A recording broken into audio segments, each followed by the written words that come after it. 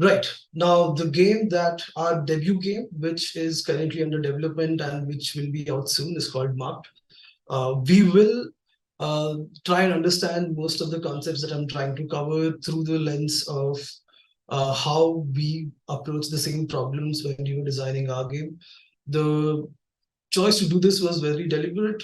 Uh, it is a logical assumption or a natural assumption that one might have that it's a marketing push, but unfortunately, it is not for us.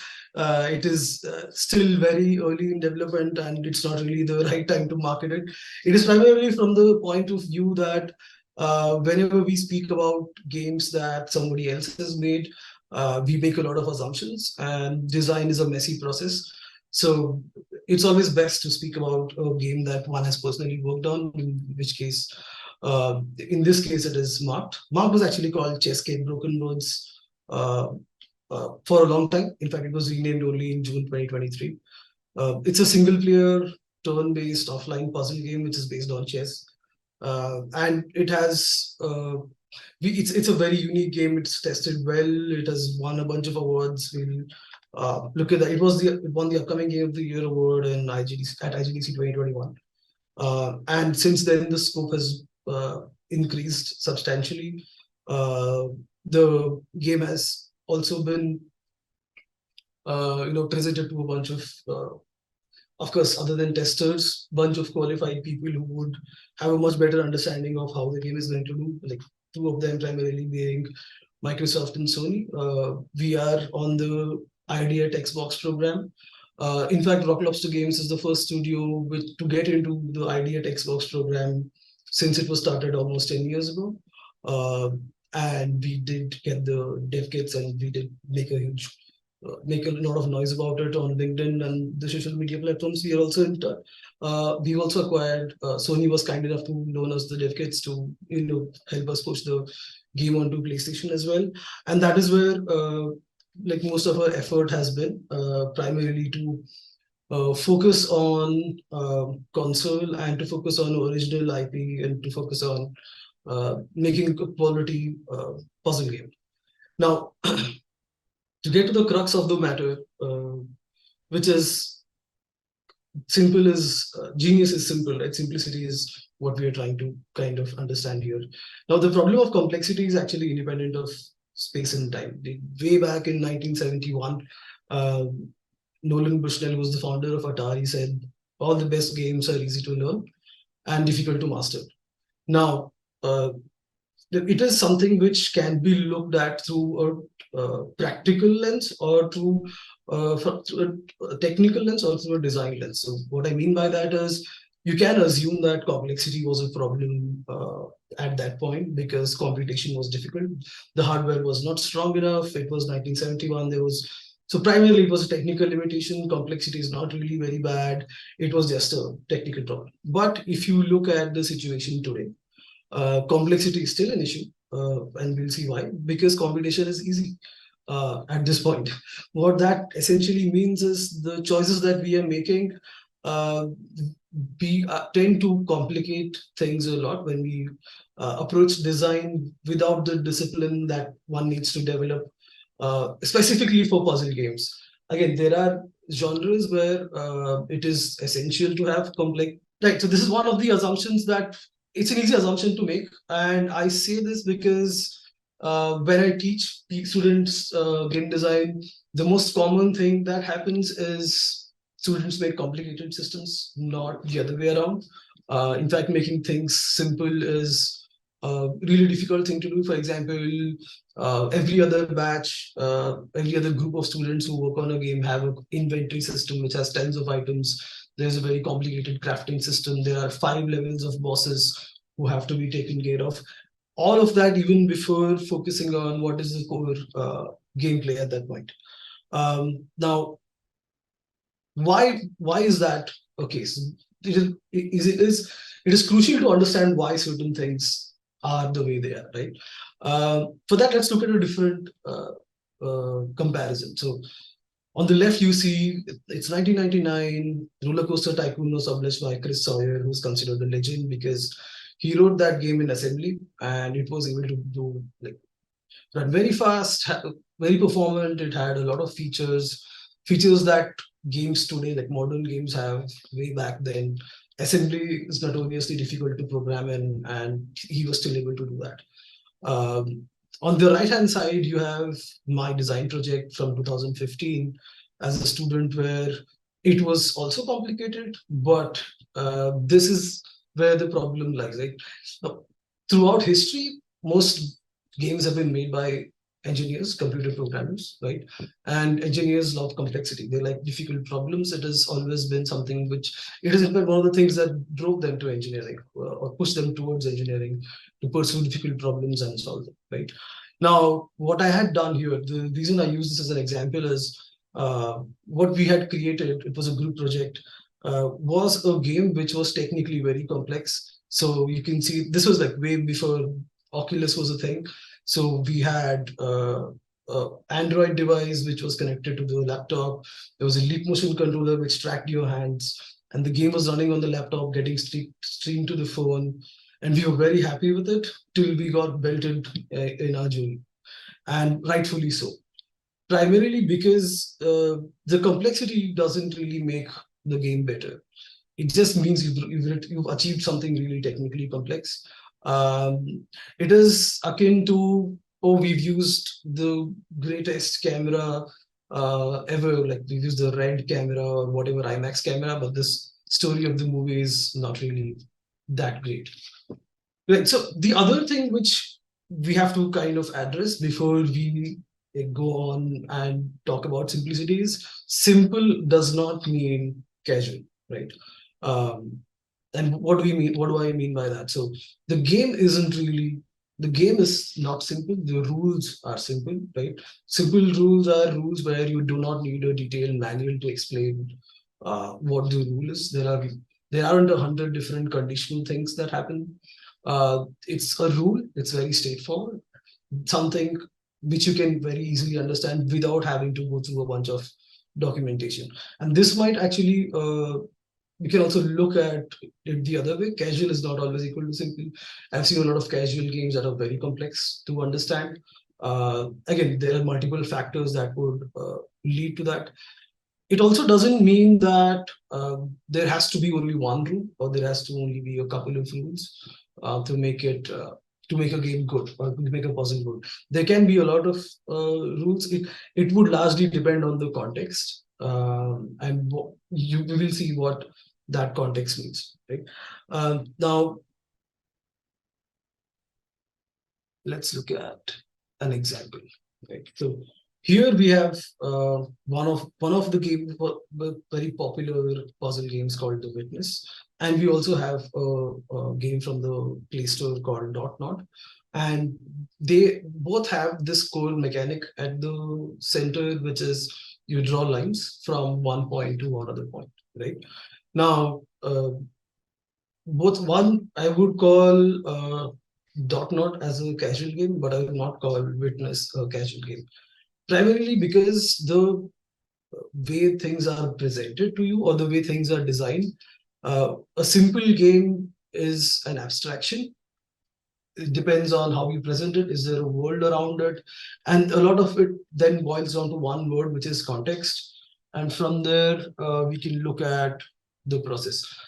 Right. So step one is, before we, let's say you've decided, so again, we are going to walk through the same process that we followed, and then we are trying to generalize it as much as possible for the benefit of everybody who want to design puzzle games. The first step is to define the box that the player needs to think outside of.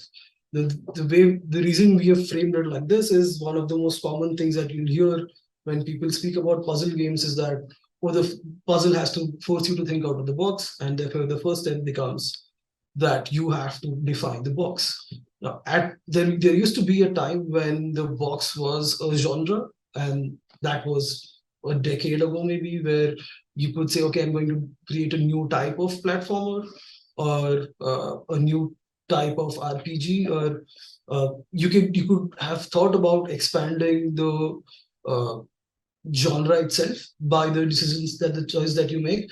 But in the context that we are in today, pretty much any game idea that you come up with would have been tried by somebody before you. And I mean, considering the number of games that are present on Steam and all of the other stores out there.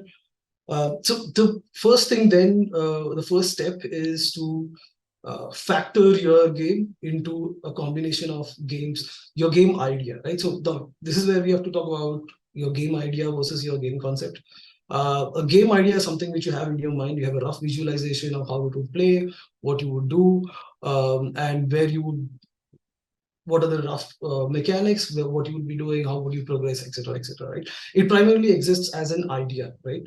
Now, a game concept is where you actually drawing the box. What is a game concept? A game concept is your game expressed as a combination of multiple existing games. Now, I say multiple because you need to ensure that it is unique. It's not a reskin. It is not some existing game, but the story is different. Oh yeah, I think Yashwant remembers me from one of the courses that I've taken. Welcome, Yashwant. Right. So for the game that we wanted to make, right? The process was look at the games that I've played. It's always advantageous if you are designing in the same genre that you actually play games in. So I've played Baba Is You, I've played Portal, I've played Witness. In fact, these were the games that our target audience is for. And I've played chess. And I wanted to create something which is a combination which takes elements from all of these games and create a puzzle game, right? Now, again, because the context is necessary, right? So because I'm making this game after all of these other games existed, I have to compare my game to those games. Anybody who thinks that, oh, I have a completely new idea and there is no game that exists like it, might actually not be doing a great job at research, might actually be missing out on some very good games which tried out a bunch of things which you can learn a lot from. So the first thing is to define your box, right? Which you're trying to kind of get out of. So this is the box that we thought. So in fact, one of the earliest games that I used to kind of play with my family at home was this variation of chess called anti-chess, where the goal was to get your entire company killed, like all your pawns should be killed, and whoever dies first wins. So that is where the whole idea came from, that I like chess and I want to create a subset of chess or take ideas from chess and other puzzle games and combine in the simplest way possible, right? Now, what emerged out of that was a game which is built on the knight's movement, right? Now, the knight's movement is very, very simply defined as 2+1. So you move 2 units in a direction, then you move 1 unit orthogonally, right? Now, the rule is very simple, but whatever complexity emerges, it comes from the consequences that follow from that simple rule, right? The rule doesn't really have to be complex. So this is where I'm hoping most of you who had this confusion about what a simple game is, what a casual game is, the temple run question, and there were a couple of more other questions regarding other games. You kind of understand that at the heart of the game, there is a very simple idea and the whole game is built around it. And also, like I said, it doesn't mean that a simple game doesn't mean that, oh, this is just, there is only one rule, or there are a couple of rules, or there are 3 rules, or a very limited subset of rules. You can have as many rules as you can, or as you want to, just to add variation to your game. But they should be built around a very simple idea. Like I think somebody mentioned Portal. Portal is a very good example. The game is built around a very simple idea that there is a portal in the game. There is idea of a portal which has 2 doors, one orange door and a blue door, which are connected. You enter one, you exit the other with the same speed that you entered. So momentum is concept, right? And the whole game is built around it. There are a lot of additional rules that get added, but you never feel confused, you never feel overwhelmed by the puzzles that are present in that game, and you really have a good time because it is built around that simplicity. And the same goes with the other examples that we mentioned before, right? So what was the game idea that we finally arrived at? What is the concept was, it's built around the knight's movement, right? And this is another place where context really matters, right? Now, when I say a rule has to be simple, it can be simple, absolutely. What I mean by that is, oh, just the rule doesn't really have too many conditions to it. It doesn't really have a lot of parameters that you have to take in, or maybe it is complex, but because of the context, it is simple. So for anybody who's played chess, if I say chess rules apply, it's a simple abstraction for them, right? It does, they do understand that, okay, I know how a knight moves on a chessboard. But that is where there's also a possibility to add novelty. For example, in a full board, if you move 2+1 or if you move 1+2, there isn't really a lot of difference. But in a game where the boards are broken, so you have gaps in the board, the direction in which you move matters, and that becomes a mental block, and that same mental block leads to novelty and interest in the game for people who are coming from chess, of course, right? There's a question. Yeah, the game engine which is used for this is Unity. Uh, uh, yeah, that is the short answer. So we use that rule. We have the advantage of the context of chess already being present. We also have possibility to create complexity because there is a pattern that they have to break. The guys who were previously playing chess, they have to break this mental block that, oh, it is not 1+2, but the rule is 2+1. And I've been challenged multiple times on this. I encourage all of you to go to Gary Kasparov's masterclass on chess and check it out. It is 2+1. I can assure you that. Now, the whole idea, the whole concept of the game kind of boils down to this. So we have grid shapes, which will create the puzzles, and we have tile types and we have variations. So there's going to be a basic tile. There's going to be a variation of that tile. There can be multiple variations of that tile. Now, this is a very simple idea. Now, to give you some contrast, what would be a complex idea is, let's say and there are games out there we've done in our research. One of the main things that we wanted to make sure is that um, uh, we make sure that our games are original and we are not really trying to, we we set it in such a way that it is not something which people have played before. So in our research, we found that there are multiple chess-based puzzle games, but and that is when I found out a very good example of how you might be making a game more complex and therefore turning people off is when you have your board size, which is infinite. So there are puzzle games where you have an infinite chessboard, you have 10 by 10, 12 by 12, 13 by 13. The larger the board, the larger the complexity doesn't really apply. The complexity really comes from how you use that rule to create problems for the player to reach their goal. So the whole point of the game is that you reach a certain place on the board, and that is it. That is the goal of the puzzle, right? Now that we have that simple rule and we have that, we are very confident that it is unique, it seems interesting. What do we do? So the next step is always make sure you create 3 times more puzzles than your game needs. It is a simple rule, right? Very self-explanatory. So for example, you've planned that you're going to make a puzzle game and that game is going to have 100 puzzles. You make 300 puzzles, right?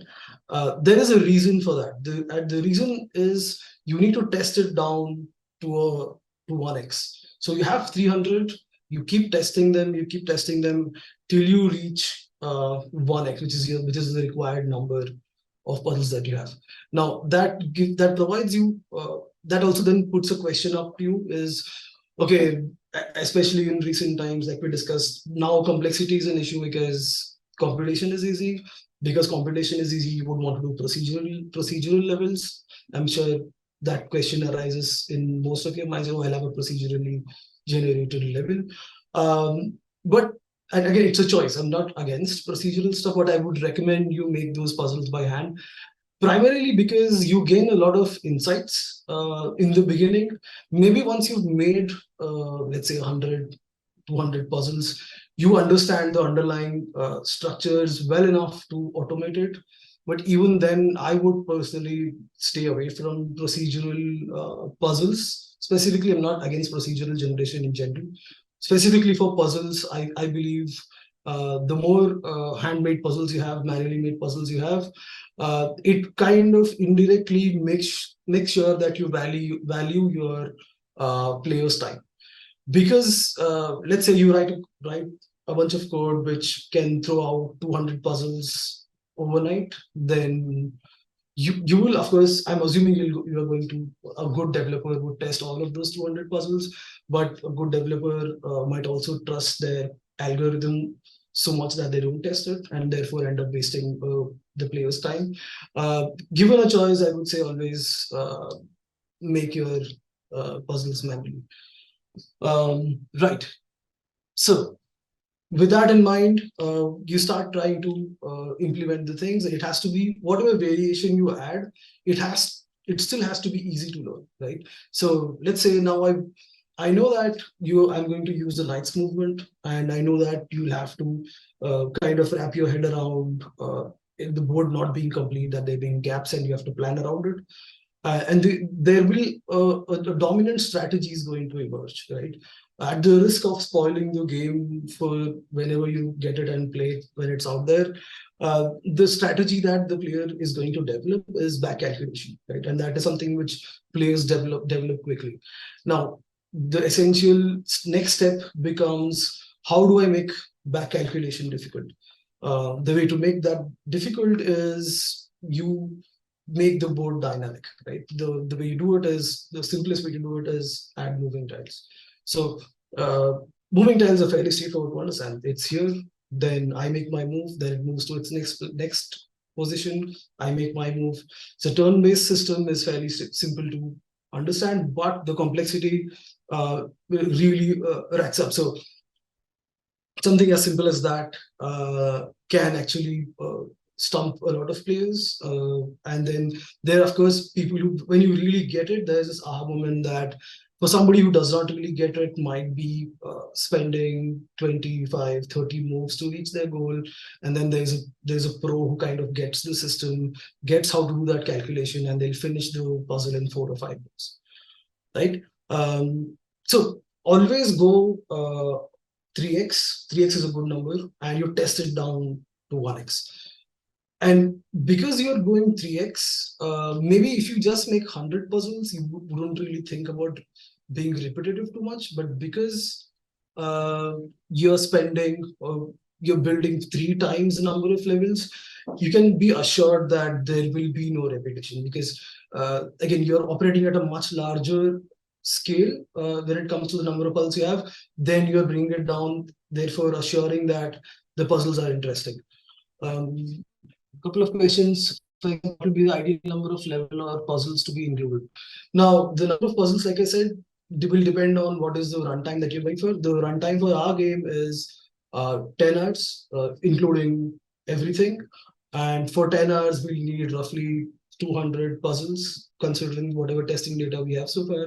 So we'll end up making roughly 600 puzzles. So right now, the game is under development, and we have a couple of demos which we are giving out privately for testers. And in those demos, you have 25 levels. To make those 25 levels, we made 200 levels, which was a lot more. But you will see that a sure way of ensuring quality is to just create a lot of puzzles. That, for example, if we discovered that the moving tile also gets repetitive after a while, so we added tiles that break, and that leads to completely new gameplay. And at every point, you also apply the same rule that so there are no stats, there are no power-ups, there are no collectibles, there is nothing. It's just this tile will break once you pass through it, right? The rule is very simple, but that really messes up the difficulty compounds, and it makes it really impossible to brute force the solution, right? How much time does it take to master doing that level of work? I would say the easiest recommendation to make is, first of all, make a level editor, right? The moment you have a certain number of elements fixed, do not try to build the levels by hand. Try to create some level of automation where, let's say I want to add a new row of tiles of a certain type. I can just press a button and say that, okay, add this row, add a third row, add a fourth row. And for example, this game has been under development since 2021, and we are now at roughly a promising set of 60 puzzles, but we've thrown away, we've designed close to 200 to 50 puzzles, right? So it does take time, and that is another difference which you will find between a puzzle game which is simple, therefore good, and a puzzle game that is casual. Right. Now, of course, again, to enforce that point, you have to test the number down, and then you have of all the pawns that are present in chess, we made a choice that we'll have the rook, the queen, and the bishop, who will have predefined paths on the board. And now this is where we make certain changes, and those changes should not feel complicated. Now, for example, this is one area where we really had to think how to present it well. For example, because this is a patrolling system, and because I've played games like the Hitman Go and Lara Croft Go games, I know that there is this thing where an enemy can have a patrol route, and at every move they check if they can kill the enemy player, and then they'll do it. But this is still, now we are approaching a dangerous point in increasing the complexity too much. We then had to kind of decide to take it down. And so before we did the patrol route, where the patrol route was a simplification. Earlier it was just a free to move tile on a free to move enemy, like you're playing against a player. It would plan to take you out, and that was so that issue led to actually the player not being able to predict where the enemy is going to be, which is going to cause a lot of problems with puzzle games. So this was in fact simplification. Right. So this is the final step. The last step of the process is every game needs a story, right? Now there is a reason why this is the last step and not the first step, because most people are natural storytellers. The moment you think of your game, you think of the main character, you think of the world, you think of the kind of thing that they're going to do, and then you are you're imagining scenarios, you're imagining stories, scenes, all of that. So it doesn't really come at the beginning; it comes at the end, and it comes at the end because there are also reasons. There is also places where I've seen people completely skip the story bit and just go ahead with the puzzle. So in fact, the implementation on the left was how the game was in the beginning, where we were just checking out if the puzzles work, just the core gameplay of it worked. And I would always say that either you tell the story, like you add a story, or the people make up their own story. In the end, there will be a story. So every game will have a story. It is up to you that if you add it or if the player adds it by themselves and they imagine their own thing.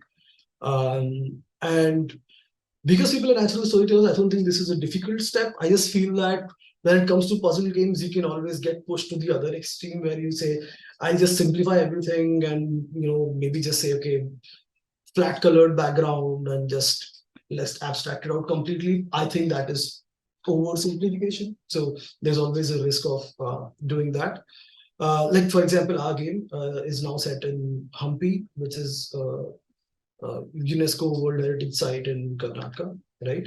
And it also draws from Mahabharata. So I would say draw from your stories, from your own stories. Like feel free to write your own experiences in the story. Feel free to take stories from your culture, wherever they are. And because novelty is an important thing, and the one assured way of getting novelty is to be authentic.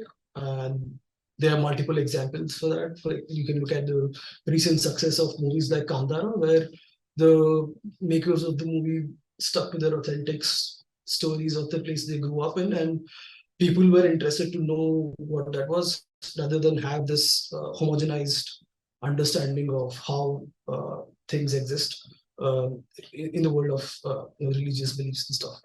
Right. So also, again, the locations also have their own unique stories. They can also dictate your design. So for example, in Hampi, if you visit, The ruins, you'll see that there's one motif which appears everywhere, which is a nested set of squares with 3 circles in the middle. And we've really built the whole story around this, and it gets into a lot of it becomes this historical mythological fiction similar to like the Dan Brown novels, the Da Vinci Code, etc. The reason I'm posting this is the presentation is finally going to kind of that is what. So even though in your process this is the last step, this is the first thing that your end user is going to consume. They're going to look at, oh, this game looks cool because I can see that it has these nice environments. I've never really played a game just set in Hampi, or I've never really played something which was which explores the story of a certain culture. So, for example, there is an aspect of the story where, if you look at the very beginning of the title poster, there is this practice of applying Tika, which exists uniquely on this Indian subcontinent, and we have kind of built our story around that being a way to do some magic. I'm not going to like spoil the story or anything here, but I'm saying that your own life and your culture, wherever, whichever states you are from, especially in a country like India, there are so many stories to be told, so many places which have their own unique architecture, which you can use in your game. I definitely encourage you to use that in your game. And yeah, so that is I hope you do check out the game when it comes out in a couple of years from now, 2025. But the main thing was for you to understand the process, right? And before we wrap it up, step 1, defining the box. Step 2, making a lot more puzzles than you need. And step 3 is, whether every game needs a story. This is actually analogous to that a lot of design schools will teach you, where you set the design brief, right? And then you ideate. When you ideate, you go blue sky, you diverge, you come up with hundreds of variations for the thing that you're trying to design, and then you cut it down depending on if they're doing well or not. In games, you would test them down, and finally you present it in such a way that it makes sense to your user. So that is the presentation, which is step 3 of the process, right? So it is the same design process that kind of applies to games as well. And that, I think, is the simplest process. I don't want to complicate the process with 10 different steps or 12 different steps, because it isn't really that complicated. It just has to make sure that you take the context, you define the boundaries, you go all in with the ideation, test them down to the right number that you need, and then finally make sure you do have a story. And I wish you all the best with your puzzle games, and I look forward to playing your games. I look forward to sharing my game with you soon. Thank you so much.